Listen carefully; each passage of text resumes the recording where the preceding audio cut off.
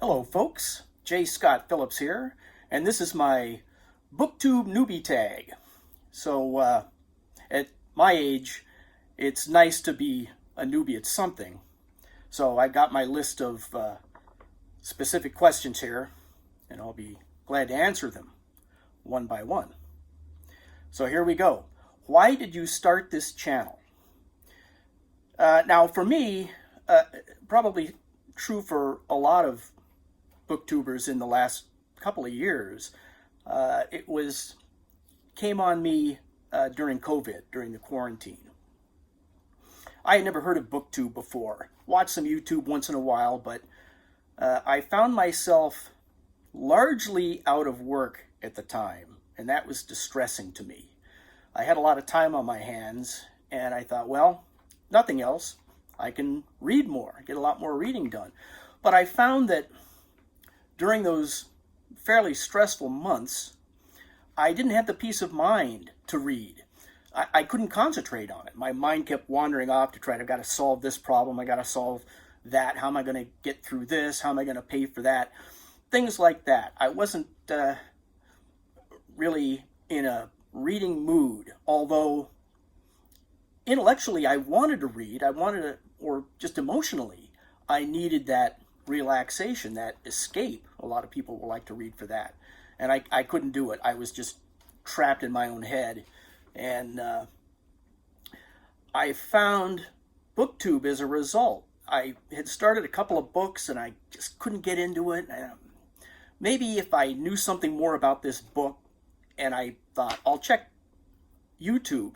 Maybe someone's talking about this book. And I stumbled on BookTube, and it helped me get through a period of time. I couldn't read. I wasn't having the peace of mind, as I say, to just read and concentrate and let it take me over on my own. But I could kind of vicariously read along with BookTubers. And it got me through a rough patch, and I'm grateful for that.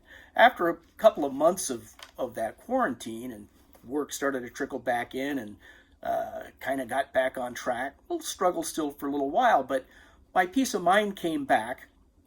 But I found that even though by that time I was able to read and enjoy reading again, I was still kind of sneaking back to YouTube because I had found some, or to BookTube rather, I had found some BookTubers that I quite enjoyed their channel and things they were talking about. And I go, yeah, I like what they're saying, or I don't like what they're saying. I started to make comments and join in the discussions on some of them, and got some responses, which was nice. And I found that was a nice supplement to reading. And I was even getting to a point, I'm still kind of at that point, where I'll try to set aside time to read, but I got to watch a little BookTube first. So it kind of borrows time from my reading, but I don't feel like I'm neglecting reading because it's about reading. Anyway, it was an interesting dichotomy there. Well, I stopped myself there because I got to get back to the question here. Why did I start this channel? Really, it's because of my enjoyment of BookTube. I just wanted to join in. It's taken me a while. I've been thinking about it for a couple of years since I discovered it, really, and thought, I wonder if I could do this. So I watched some YouTubes to kind of learn how to do this sort of a thing, and here I am 2 years later, finally getting around to it. But I've done one other video so far, and I've got that posted just a couple of days ago. But I understand that the newbie tag is pretty important. People will search for that. No one's going to probably search for the title of my first video. So I'm here because I enjoy it, and I enjoy the community I have for a couple of years now. And I guess I kind of want to not just join in, but give back to that, because I'm grateful for the patch that it got me through and kept me on track of reading. So here I am. So deal with that. So question 2, what are some fun and unique things you can bring to BookTube?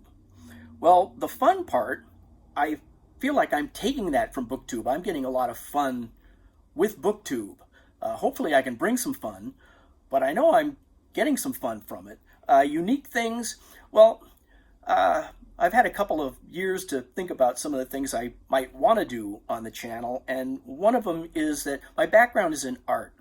And one of the things that I have always loved about books and reading and buying books and then keeping books is I love the cover art and illustrations. Sometimes if a book has them inside, even better. Grew up reading comic books, although I think we get to this later on, so I'll stop myself there. But I hope on this channel to discuss the book covers as well as the books. And a lot of the books that I'll read or have read are not necessarily new books, but are books that have been around a while. So over the course of years, there have been several different covers for them. And so on this channel, I'm kind of looking forward to being able to chat about not just the book, which I will want to do, but also the book covers, and see if we can get some chats or discussions going. I know a lot of readers, probably you, will enjoy the cover art, whether you're really paying attention to it or not necessarily, but while you're reading the book and you're carrying that book around, aren't you looking at that book cover and kind of exploring if there's an illustration on there maybe, the world that is painted, or if it's truly depictive of the book you're reading, or if it's missing it, or if you just like the artwork just for its own. I know you do that, and so maybe we can talk about that. Another thing that I'm kind of hoping to do on the channel here is explore a little bit of maybe some of the tangents that I take while I'm reading a book. I've always been this way. I'm a little ADD maybe, but I'll be reading a book and something will pop out of the text here as I'm reading, and I go, what is that? I'm not really sure what that is. And I know that authors will put things in there just for a sense of storytelling, but if there's a reference in there that I don't understand, the author has put it in there for me to understand something about what's going on, or something about the character, something. And if it seems obscure to me, or maybe sometimes it's not even obscure, I just don't know what it is, I'm often compelled to go and look it up. That slows me down a lot when I'm reading from time to time, but I enjoy it, so I'm just going to keep doing it. And once in a while, if I'm talking about a book on this channel and there's something that I thought was more than interesting about one of these tangents, maybe I'll talk about that a little bit too, and see if anybody else out there goes off on these little mind excursions while you're reading a book and you're into the book, but something comes up, and I don't want to say it distracts you, but it takes you on a little curve for a little bit, and then once you've looked that up and kind of gotten into that, oh, okay, now I can go back and read that, and now I have a little bit more appreciation for what this author is trying to tell me. Question number 3. What are you most excited for about this new channel? And a couple things, really. I've already talked about the community. A lot of my favorite booktubers seem to really enjoy doing this. And so I guess I'm here for the fun of it. And that kind of leads me into the second point here, is that it seems like it can be a creative endeavor. And as I said before, my background is in art, and I've been a designer and art director in advertising and marketing most of my career. So creative projects and creative endeavors are a big thing that I really enjoy. And even when I'm not at work, working on things for work, for paying clients, in my personal time, I often have a big creative project going on. And if it's a sustainable project, then I can always look forward to just it keeps me entertained and keeps me involved for months or years. For instance, about 10 years ago, I started one of these projects, and I just had a ball doing it. It involved a lot of research, though, and I wound up amassing a huge wall of books right over there, just so I could learn more about it, study up on it, and then convey that information within the constructs of this project here. I'll probably talk about that maybe in some future videos or something from time to time. And to tie this in with books and this channel, one of the things that's always struck me about books and reading is that it's a personal hobby, but you can share it. You can share it with other people.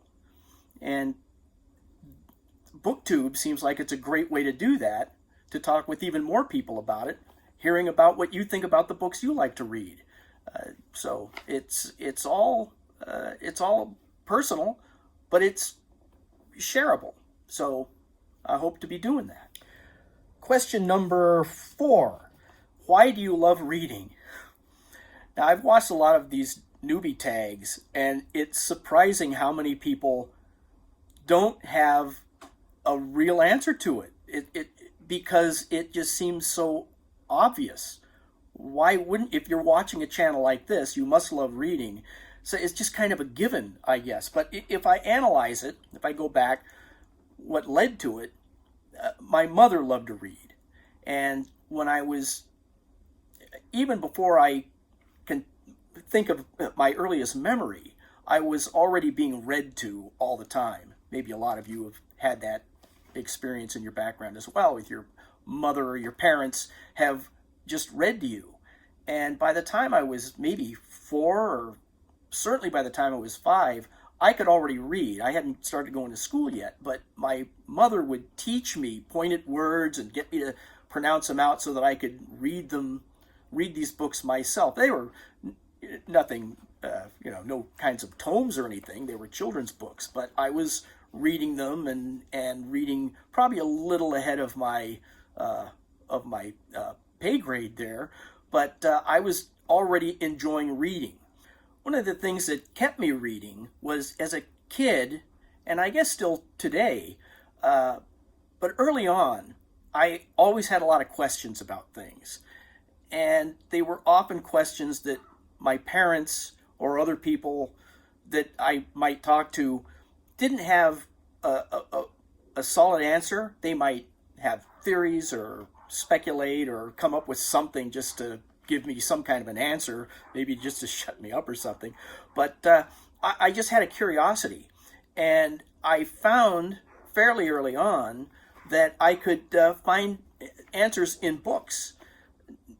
Not necessarily fiction books, although fiction would often raise questions in my mind about things. I got to find out more about that.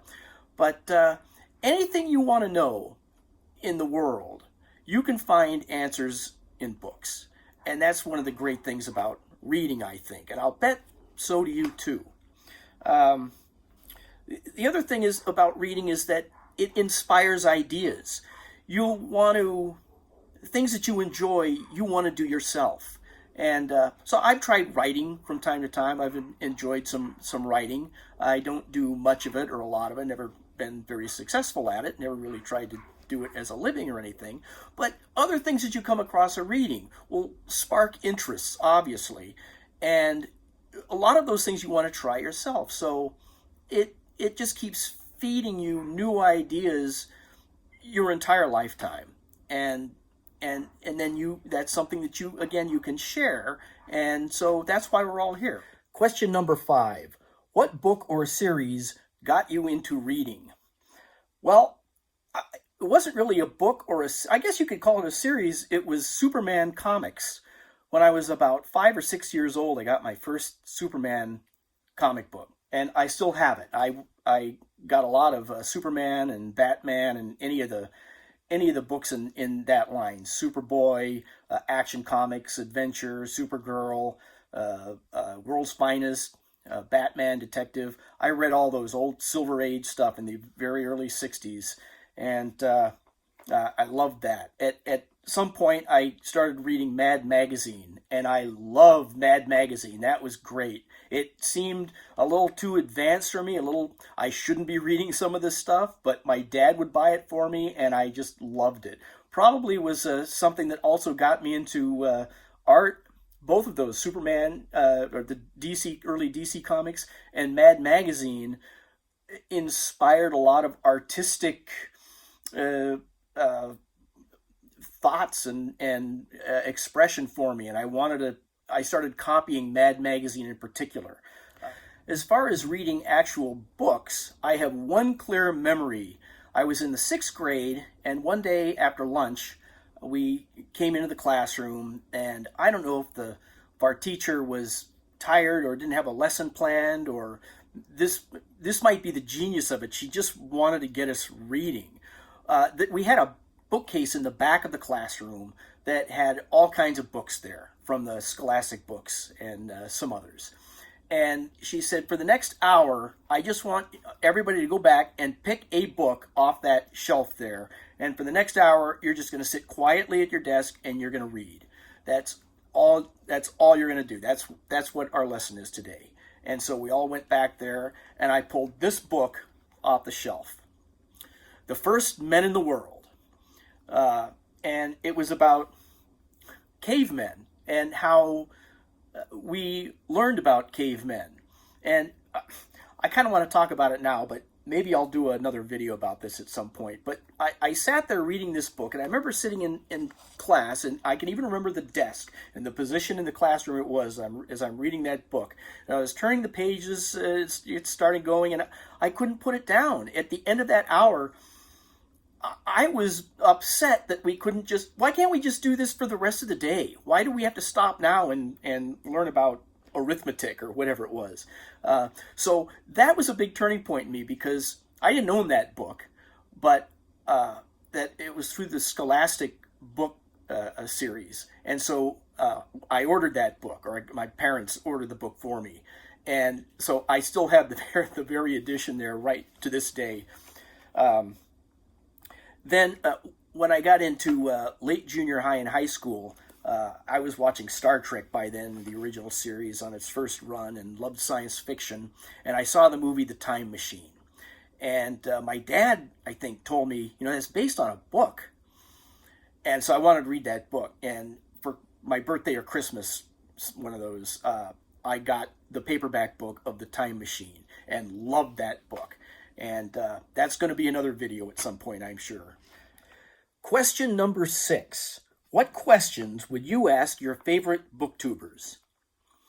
Well, I feel like I've been able to ask them. My favorite booktubers are practically all of them, pretty accessible. There's a lot of back and forth. Some offer their emails or other ways of communicating. There's always the comments down below. I guess they're some of my favorite booktubers because they'll actually engage and respond to comments and emails and things like that. So I've asked the questions that I want to ask my favorite booktubers and gotten answers. So I'm not worried so much about technical things, or how do you read so fast, or how do you schedule your BookTube time and all that. Everybody has different answers for that anyway, so I figure I'll figure my own way out. But as far as specific questions for favorite booktubers, I've asked them, and I keep asking, and I keep getting responses. So that's pretty satisfying, and I hope to do that with my own channel here if I get questions or discussions going, to participate in that, so that if I'm lucky enough to ever become a favorite booktuber of somebody, that you'll be able to ask me whatever question, and we'll see what happens there. Question number 7. What challenges do you think starting a BookTube channel will be the hardest to overcome? And I think I've already done that. To me, the biggest challenge up until now has been just to get started and finally do it.